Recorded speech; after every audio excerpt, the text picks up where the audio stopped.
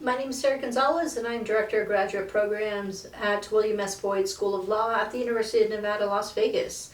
Hopefully by this point you've listened to the other videos and you've received an overview of the different legal education systems here in the U.S. You've narrowed down the type of program you're looking at studying in. You've looked at the different choices when it comes to choosing the right school, as well as the application process. So at this point, hopefully you have everything in order, and you're now looking at how do you fund your LLM program. So this particular program will go over understanding the cost of law programs here in the U.S. and how to find funding when it comes to studying in an LLM program or other law program. So when it comes to sources of funding, I describe this in two different ways. You either have an internal source of funding, which is that funding directly offered to that or from the university. And so for an example, law schools will offer scholarships as part of admission, and so that scholarship decision may come in with your admission letter. There are some scholarships that are available that are offered separate from admission. So for example, here at UNLV we have a scholarship funded by the State Bar of Nevada's gaming law section. So they actually provide two $5,000 scholarships, but those decisions aren't made until June. And so for applicants that are applying for our program, they may receive their admission decisions in January, February, March, depending on when they applied.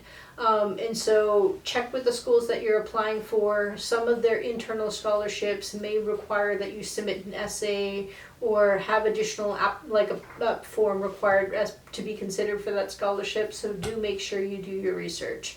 The second type of scholarship option would be external sources of funding. This is independent of your admission and your application for a law program. These are third-party organizations that are providing funds to help support students looking at studying from a particular region or in a particular area of law, or whatever the case may be. I'll add a link below that actually lists some of the external scholarship options available. You will see that some of the scholarships will be limited by location, and they will vary from partial to $1,000 to $2,000 to full tuition or half tuition scholarships. Do make sure you do your research. Some of these very competitive scholarships can provide up to full tuition, but will require an application maybe a year and a half or 2 years prior to you starting your LLM program. Fulbright, for example, is a wonderful resource when it comes to scholarships. They provide partial to full funding, but because it requires the application, essays, a series of interviews, you do have to apply a year and a half, 2 years in advance. Others, like the Rotary Scholarship, you would have to apply for a district grant after you've received your admission, and you're submitting that to receive funding. So do make sure you do your research. There's several organizations that will provide scholarships for particular subject areas or topics. And so there are a lot of different options available when it comes to looking for funding sources. Also, make sure that you're in touch with the administrator for the program that you're applying for. I know for me, I'm always welcome to write a support letter if I know one of my applicants is applying for a particular scholarship. If a support letter provides an outline of the program or the possible contributions that student can have on the community or whatever the case may be, I'm happy to do what I can to support that student in the application process. When it comes to understanding the finances for studying within an LLM program, there are a lot of elements to consider. Many students will focus on the tuition costs, and you will have tuition costs for LLM programs that will vary from a state school that may be $18,000-$20,000 to private schools that will be like $62,000 US just for the 1-year program. And so when it comes to the application process, although the sticker price looks very high, don't limit yourself to the cheaper schools, apply to a variety of programs so you have options, because many of the private schools that have the higher sticker price actually know that they're expensive and will provide more scholarships to make themselves more competitive with some of those state schools. So make sure you do your research to figure out all your various options. Tuition is not the only expense when it comes to finances. Depending on the program, you will have different expenses depending on the city that you're living in. So metropolitan cities may have a good public transportation system where you may not need a vehicle. Other cities may require a vehicle, but the rent will really vary region to region.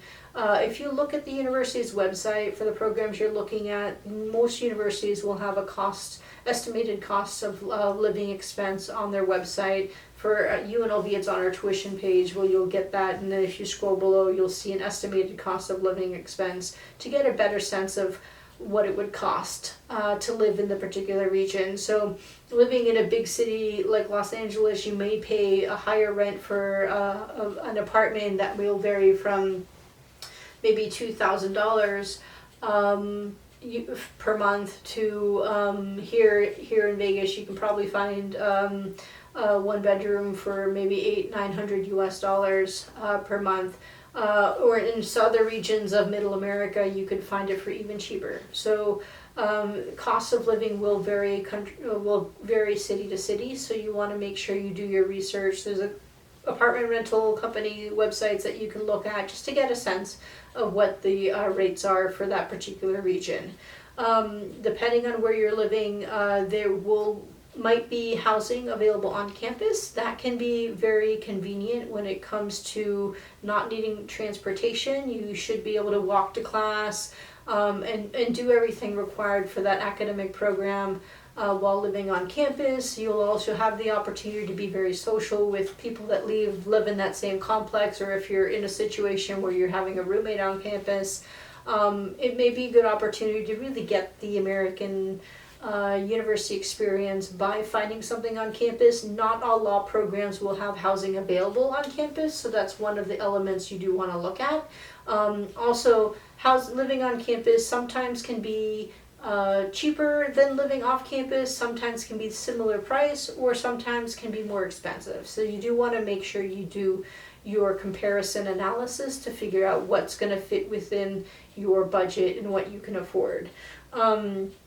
When it comes to transportation, again, certain cities will have good transportation systems, whether that's a bus or a rail system.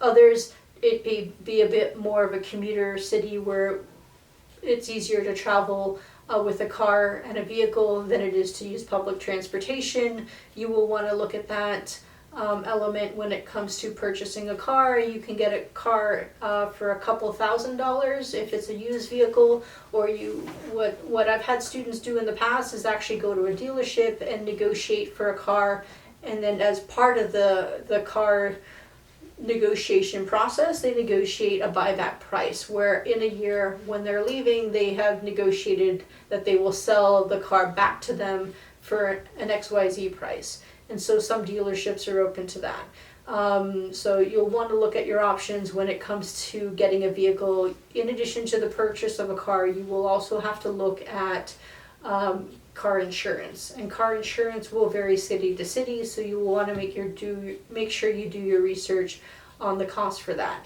And as an international applicant coming in, there are different insurance companies.